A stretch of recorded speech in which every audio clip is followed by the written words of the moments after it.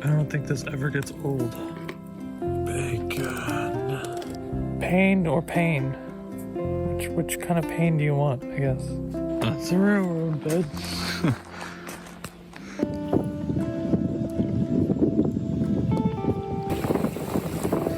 Yeehaw! It's beautiful here. It's a long way down though, it's crazy.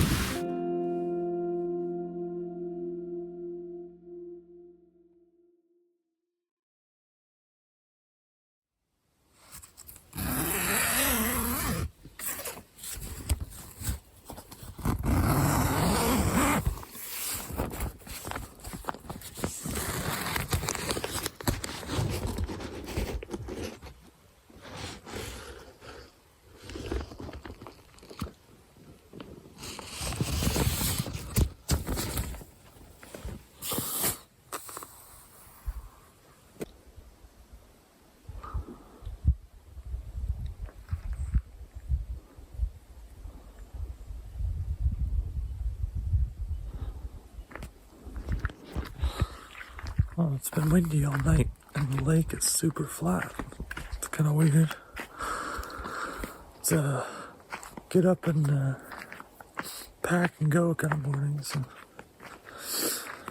hopefully we'll be out of here quick and then we can explore a little bit when we're out. But this wind might pose a problem. It's been picking up all night. I think we'll be fine though. Well, tent's empty. It's kind of set up on this little swampy area. Fortunately, it was the only place we could put it. So I'm just gonna like flip it over. Oh yeah, just to dry it off. Yeah, it's still like soaking wet underneath there, even though everywhere else is dry. So I'll probably take the footprint off, put it on the clothesline, and hopefully it dries enough. This is why you use a footprint. Wet, dry. This is my innovative way to create a gravity filter. In other words, a way I can be lazy. For breakfast, we got the bacon. It was left over from yesterday. And we're going to be having pancakes again. I don't think this ever gets old. Oh, bacon.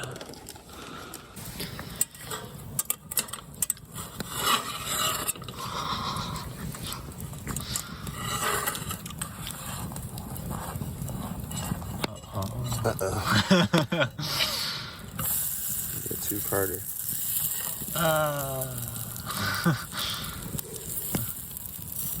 You did pretty well yesterday morning.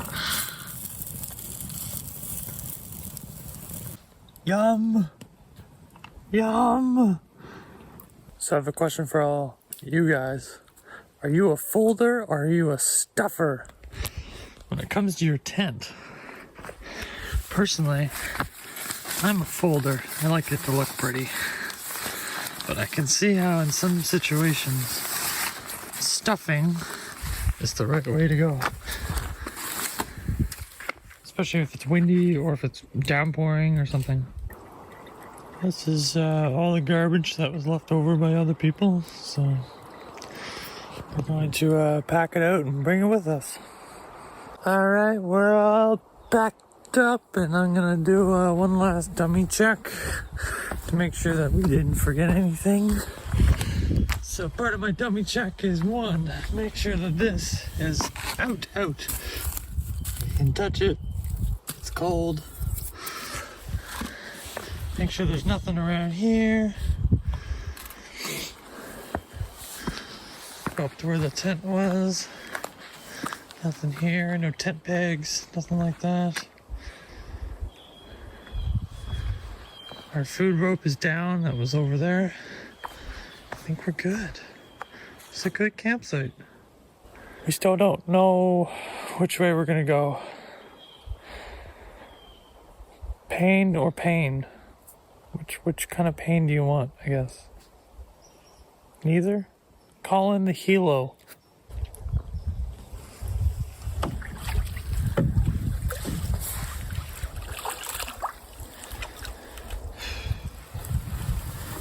On the road again.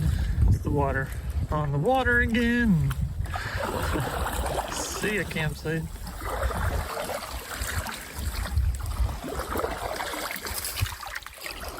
So we're still kind of really undecided. Our three options are do what we did yesterday, which is going over a 2K kilometer portage up and over a hill basically, and into St. Andrews. The other option is to go up and over, which is in and out, in and out, in and out. It is less portaging, but it's more distance in total, more paddling. And the third option is to actually go up to access A38, I believe, and walk the 9 or 10K all the way back to the access point, pick up the car, and then drive back, and then load everything up and go. But I think we're gonna see some stuff along St. Andrews and maybe do a little bit of fishing here and there. We'll see. Do want to get home before dark, so, but I think we're gonna do the 2.5K or the 2.25K, as scary as that sounds. Get the pain over with early. Let me know what you would do. Would you do the pain early, or would you do the in and out, or the third option, walk to your car? Carrying a bit more weight today, so it might be the wrong choice, but we're going for it. That's certainly a lot bigger. An uphill warmer upper.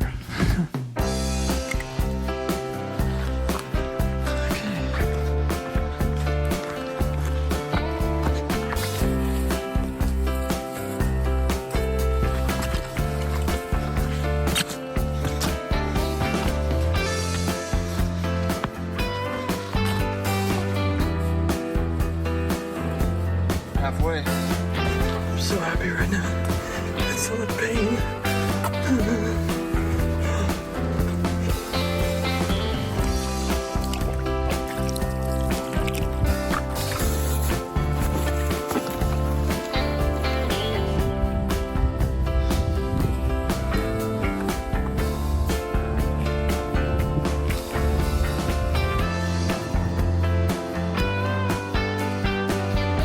Alright, we're on the 7:30 into St. Andrews.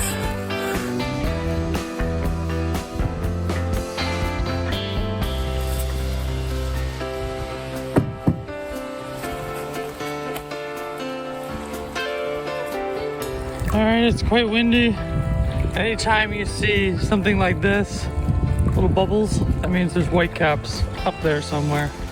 So we have a headwind paddle up to St. Andrew, and then we might stop at the portage, which has like the railroad crosses it. We might stop there, maybe for lunch. Hard paddle, we made it though. Lots of gusts and stuff. We're at the other side. There's somebody camped at the campsite where the portage is, so we're just gonna leave them be. We found another spot in amongst some of the pines, and we're gonna have lunch, and we're gonna go see if we can find the railroad.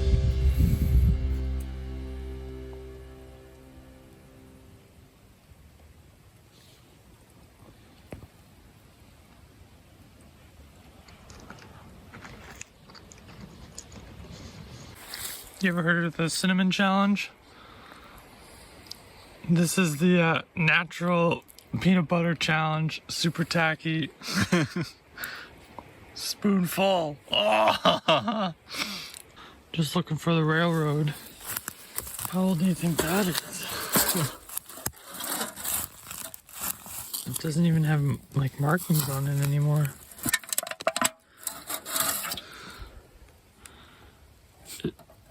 It was never opened? Nope. Huh.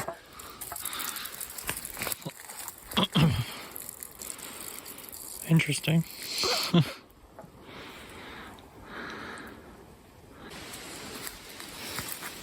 Looks like an old ditch coming down from the railroad.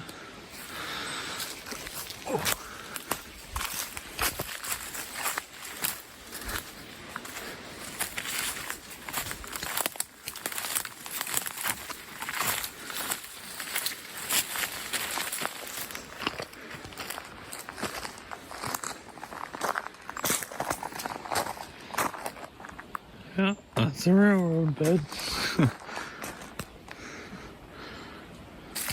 It's kind of cool. I wonder if it means kilometer 1,285. Found an old like bucket or something.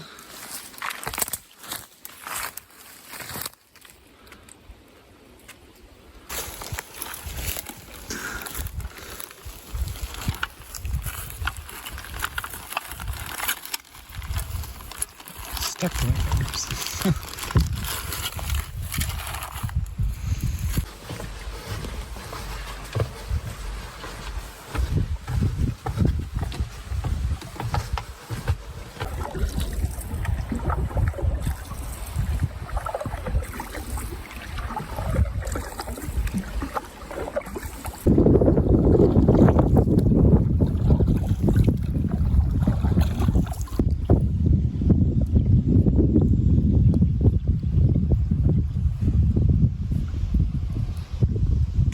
There's a rock on it. Don't know how that got there.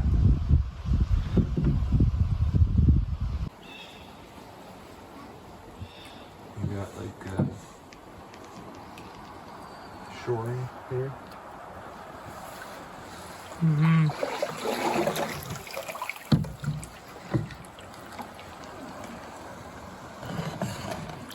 Oh yeah.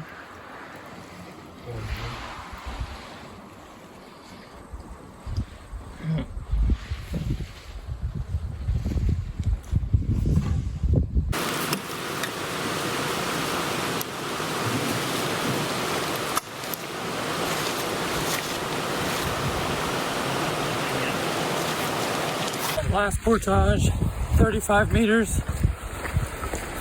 Pretty quick. Looks like somebody dragged their red canoe across the entire portage.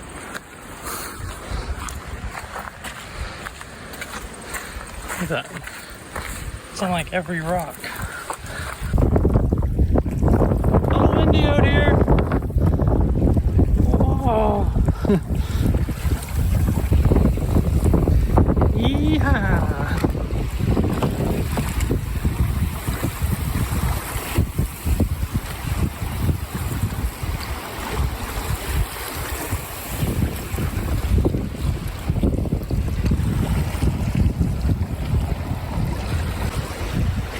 Coasting on in to the access point.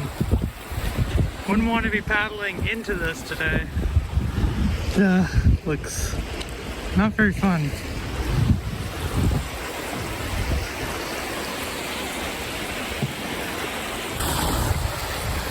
Made it. We're not done here yet. We're gonna go to the lookout to the Barron Canyon, take a look, and then head on home. That's it for the canoeing section of the video. Onto the canyon.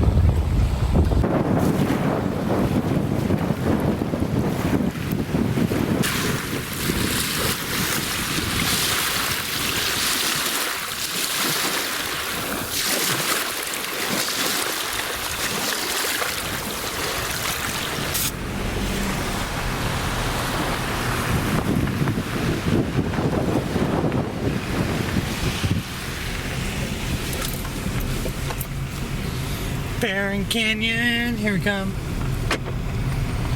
Lock the doors. Alright, so we're on the Barron Canyon Trail.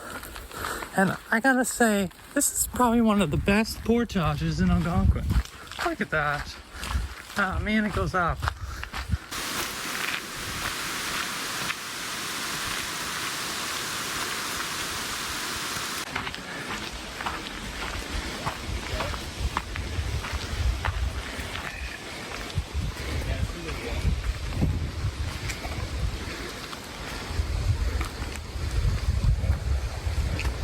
Nice. Not bad. It's beautiful here. It's a long way down though, it's crazy.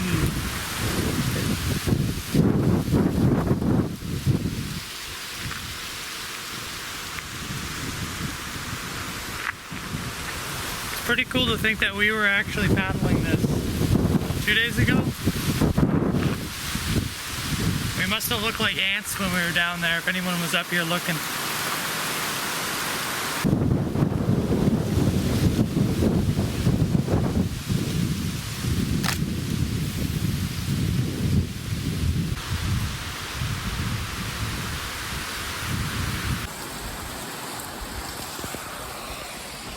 So, good trip? Great trip. Yeah. Best part? Probably paddling this Yeah. on Tuesday or Monday. It's a pretty cool place. Not sure if I like paddling it more or hiking. Probably paddling. Really windy up here. It's a good trip. Like, subscribe, follow me. I'm going on a few more adventures this month, so those will be coming up soon. Thanks for watching. We will see you in the next video as I get blown off the cliff. Ah!